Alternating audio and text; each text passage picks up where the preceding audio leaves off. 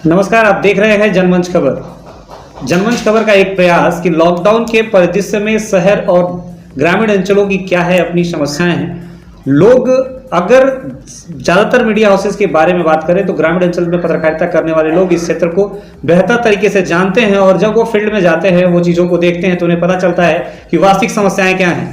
देश की अधिकतर आबादी ग्रामीण अंचलों में बसती है और हर बार कहा जाता है कि देश का दिल गाँवों में है। तो क्या इस कोरोना महामारी, इस कोरोना संकट के समय गांवों की क्या है हालत और ग्रामीण अंचलों तक कैसे पहुंचाई जा सकती हैं वो सारी सुविधाएं? क्या होगा अगर ग्रामीण अंचलों तक पहुंचा कोरोना संक्रमण और क्या सरकार की तैयारियां काफी हैं? इन सारे परिप्रेक्ष्य में हमसे बात करने के लिए यहां हमारे साथ हैं रविंद्र विश्वकर्मा जी, जो पिछले 34 वर्षों से समाचार एजेंसीज, विभिन्न समाचार पत्रों के माध्यम से पत्रकारिता करते रहे हैं और लोगों की समस्याओं को उजागर करते रहे हैं। इनके बारे में थोड़ा सा परिचय हम दे दें कि इन्होंने अपने पत्रकारिता जगत की शुरुआत स्वतंत्र भारत से की, उसके बाद कुबेर टाइम्स, दैनिक जागरण और आज वर्तमान समय में दैनिक भास्कर के साथ यह काम कर रहे हैं। तो ग्रामीण अंचलों में पत्रकारिता करने वाले लोगों से जानने का प्रयास किया जा रहा है कि ग्रामीण अंचलों तक पहुंचने वाली सुविधाएं, ग्रामीण अंचलों की समस्याएं और कोरोना महामारी के समय, इस लॉकडाउन के समय ग्रामीण अंचलों की सबसे बड़ी समस्याएं क्या है। हमारे इस कार्यक्रम में आपका स्वागत है सर। तो सबसे पहले आप ये परिदृश्य में बताइए कि वर्तमान परिदृश्य जो लॉकडाउन का चल रहा है, इस लॉकडाउन के परिदृश्य में शहर और ग्रामीण अंचलों को कैसे हम कंपेयर कर सकते हैं? देखिए, सबसे बड़ी बात है कोरोना महामारी को लेकर के जो लॉकडाउन सरकार ने किया है, बहुत सरकार का अच्छा प्रयास है कि लॉकडाउन के माध्यम से एक दूसरे के बीच दूरी बना करके कोई भी व्यक्ति रहे, तो उसमें सबसे बड़ी परेशानी मध्यम वर्ग को आ रही है। उच्च वर्ग तो अपना किसी भी तरीके से अपना काम चला ले रहा है, उसके लिए कोई दिक्कत नहीं है। और निम्न वर्ग के लिए सरकार द्वारा जो राहत सामग्री थोड़ी बहुत पहुंचाई जा रही है, वो अभी ऊँट के मुंह में जीरा के ही समान है। मध्यम वर्ग की स्थिति ये है कि ये लोग पीस रहे हैं, दो पार्टों में पीस रहे हैं।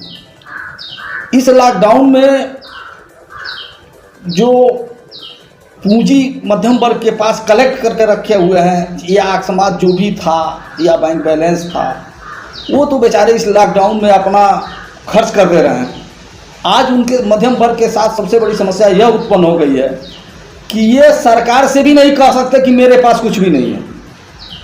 और यह तो चंद बातें हैं, सबसे बड़ी समस्या बेरोजगारी की उत्पन्न होने वाली है। 28,000 उत्तर प्रदेश में बेरोजगारों की फौज खड़ी हो, लगभग अगर देखा जाए तो जो लोग पहले रोजगार में कहीं थे, ऑलरेडी बेरोजगारी इतनी है, उसके बावजूद ये लोग सरप्लस हैं जिनके सामने से रोजगार छीना जा रहा है। अब ये घर आएंगे तो खेती का भी कार्य इनके बूते का नहीं है। ये कुदाल चला नहीं सकते, श्रम कर नहीं सकते, दिमाग चलाने के लिए इनके पास अब कुछ भी बचा ही नहीं है कि अपना दिमाग चला करके भी अपनी रोजी रोटी का भी जुगाड़ कर सकें। तो इसलिए हमारे देखने से तो भाई मध्यम वर्ग पीस रहा है और मध्यम वर्ग पर सरकार भी कोई ध्यान दे नहीं रही है। अब जो स्थिति है वो सबसे बड़ी समस्या स्वास्थ्य की है। देखिए, सरकार क्वारंटीन में लोगों को ला करके रख दे रही है, टेम्परेचर ले रही है, 14 दिन बाद उनको छोड़ दे रही है। सरकार के पास हम तो देख रहे हैं कि इतनी व्यवस्था नहीं है कि उन जितने क्वारंटाइन लोग किए गए हैं उनकी टेस्टिंग तक नहीं करा रही है। और ये कैसे कोरोना से लड़ेंगे, गवर्नमेंट लड़ेगी, ये सबसे बड़ा सोचनीय विषय है।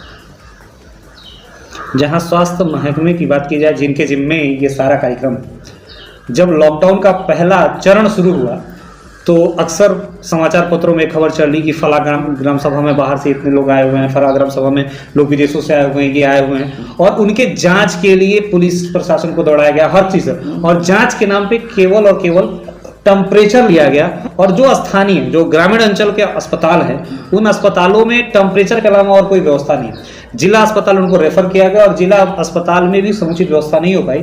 कुछ भाग के आए, फिर उनको उठा के लाया, लेकिन टेस्टिंग नहीं हुई। टेस्टिंग नहीं, टेस्टिंग के लिए उनको हायर नहीं, जगह टेस्टिंग के लिए जिला चिकित्सालय द्वारा जिनकी फीवर रह रहा है, जिनको वो संदिग्ध मान रहे हैं, उनकी ब्लड टेस्टिंग के लिए उनका ये लेके स्वाब लेकर के माउथ का और टेस्टिंग के लिए लखनऊ भेजा जा रहा है, और उसके बाद टेस्टिंग रिपोर्ट उनकी आ रही है। कुल मिला जुला के अगर ये कहा जाए तो ग्रामीण अंचलों में स्वास्थ्य व्यवस्थाओं का हाल बेहाल है भाई। स्वास्थ्य देखिए बुरा है। अब देखिए ना, देश के पैमाने पर सोचिए, 11,000 की आबादी पे एक चिकित्सक है वर्तमान समय में।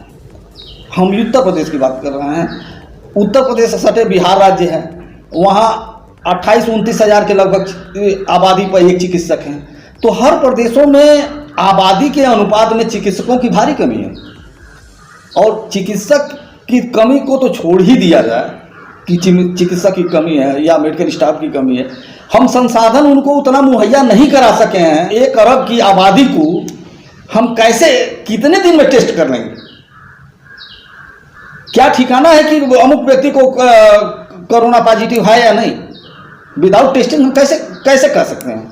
दोपहर में एक खबर छपी थी जिसके 20 फरवरी 2020 को एक खबर छपी थी, जिसके अनुसार ये सारे आंकड़े दिए जा रहे हैं। और इन आंकड़ों के अनुसार अगर ये माने तो जितनी आपने संख्या बताई, जितने डॉक्टरों की संख्या बताई, 11,000 की आबादी पे एक डॉक्टर है, उसके कुछ परसेंटेज ही डॉक्टर जो हैं वह सरकारी अस्पतालों में सेवा देते हैं। और वर्तमान समय में कोरोना की सारी जिम्मेदारी सरकारी अस्पतालों पर है। ग्रामीण अंचलों के सरकारी अस्पतालों की वास्तविक स्थिति क्या है? ग्रामीण अंचल के सरकारी अस्पतालों की स्थिति यह है कि सरकारी रिकॉर्ड में 2017 में एक लेख आया था, छपा था, उसमें दिया हुआ था कि 10.41 लाख चिकित्सक ही पंजीकृत हैं पूरे देश में, और जिसमें से 1.2 लाख ही चिकित्सक पूरे देश में सरकारी विभागों में कार्यरत हैं। बाकी सब जितने भी चिकित्सक हैं वो चिकित्सक अपना निजी चिकित्सालय खोल करके अपना कार्य कर रहे हैं। तो अगर इस रेशियो से भी देखा जाए कि लगभग 11 लाख चिकित्सक हमारे देश में हैं, सभी कोरोना जैसी महामारी से लड़ने के लिए गवर्नमेंट का सहयोग कर रहे हैं, तो ये बहुत ही अच्छी बात है। ये तो थी स्वास्थ्य महकमे की बात। रोजगार से संबंधित समस्याएं आपने बताई कि रोजगार को लेके काफ़ी दिक्कतें होनी हैं, लेकिन मैक्सिमम जो प्रोडक्शन है, जो उत्पाद है, वो शहरों से देहात की तरफ आता है। बहुत पहले उत्तर प्रदेश सरकार ने एक योजना बनाई थी जिसको कहा कि एक जनपद एक उत्पाद। उस एक जनपद और एक उत्पाद कार्यक्रम में हर जनपदों को एक एक प्रोडक्ट के लिए चुना गया, और ये योजना पिछले 3 सालों से चल रही है। इसका आज तक आपने कोई इम्पैक्ट देखा? आपने परिचय देखा है, हमारे जनपद में भी एक उत्पादन में चयन हुआ है, लेकिन वो राजनीति की भेंट चढ़ गया है। केला को लोगों ने चुना है, जिस प्लेस को उन लोगों ने चुना है वहाँ केला की मात्रा बहुत कम है। जहाँ केला उत्पादन होता है वहाँ उस सेंटर को न दे करके राजनीति बस दूसरे क्षेत्रों में दे दिया गया है।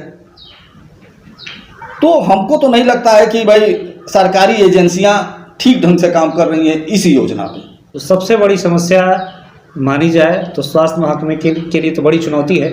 उन कोरोना वॉरियर्स और कोरोना के खिलाफ जंग में काम कर रहे स्वास्थ्य कर्मियों को हमारी तरफ से बधाइयाँ हैं, हमारी तरफ से ढेर सारी शुभकामनाएं हैं, और वो इसी तरह से देश हित में काम करते रहें, उनके लिए हम कुछ नहीं कहेंगे। लेकिन जो इसके सिवा हम कह भी क्या सकते हैं? अब देखिए ना, चौकीदारी करने के लिए अगर किसी को दे दिया जाए और उसके हाथ में लाठी न हो तो किस बात का चौकीदार है? ठीक यही हाल हमारे स्वास्थ्य महकमे का है।